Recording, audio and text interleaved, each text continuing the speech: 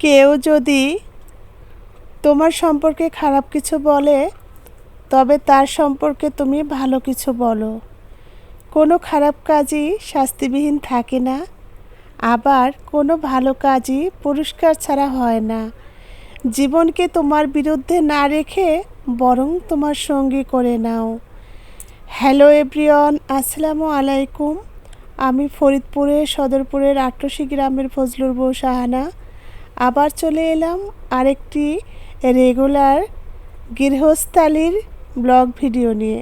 আশা করি একটা লাইক দিয়ে আমার সাথে থেকে পুরো ভিডিওটা এনজয় করবেন।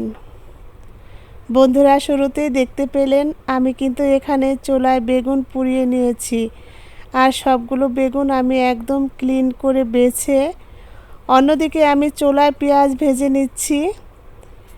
এই বেগুনের ভিডিও করতে গিয়ে এদিকে পেঁয়াজ কিন্তু আমার বেশি ভাজা হয়ে গেল। যাই হোক, কোনো ব্যাপার না, ভর্তা তৈরি করব।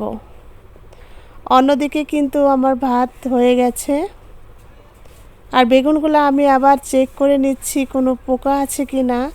আপনারা বেগুন পোড়ানোর পরে এইভাবে প্রত্যেকটা বেগুন খুলে খুলে সার্জারি করে দেখবেন এতে কোনো রকম পোকা আছে কি না। আজ আলু ভর্তা বেগুন ভর্তা হবে সকালের নাস্তায়। আলু আমি সেদ্ধ করে নিয়েছি।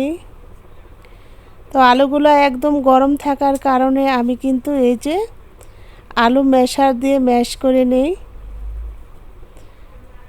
এটা কিন্তু অনেক কাজ সহজ করে দেয়। যারা এখনও এটা ব্যবহার করছেন না, অবশ্যই ভর্তা তৈরিতে এই জিনিসটা ব্যবহার করবেন। শুকনো মরিচ একদম শুকনো খোলায় আমি পুড়িয়ে নিয়েছি। আজ শুধু পুড়িয়েই আমি ভর্তা তৈরি করছি। পেঁয়াজটা পোড়াতে চাইনি, তারপরেও পুড়ে গেছে। তো খারাপ হয়নি ভর্তাটা, যেহেতু আমি ভিডিওর ভয়েসটা পরে দিচ্ছি খাওয়া দাওয়ার পরে। এখানে আমি একই সাথে সব উপকরণ মিশিয়ে দুটো ভর্তাই একসাথে তৈরি করে নেব।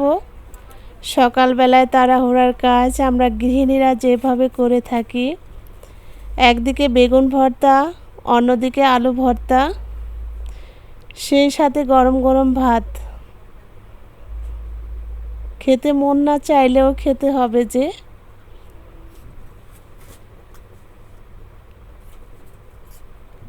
এই যে দেখতেই পাচ্ছেন বন্ধুরা, ভর্তা দুটো এখন আমি তৈরি করে নিলাম। অন্যদিকে আগের দিনের রান্না করা গরুর মাংস ছিল, সেটাও আমি গরম করে নিচ্ছি। এখন তো খাবার আরও বেশি জমে যাবে। গরুর মাংস, বেগুন ভর্তা, আলু ভর্তা, একদম জমজমাট একটা খাবার। অবশেষে এই যে দুটো ভর্তা আমি পাশাপাশি রেখে দিয়েছি।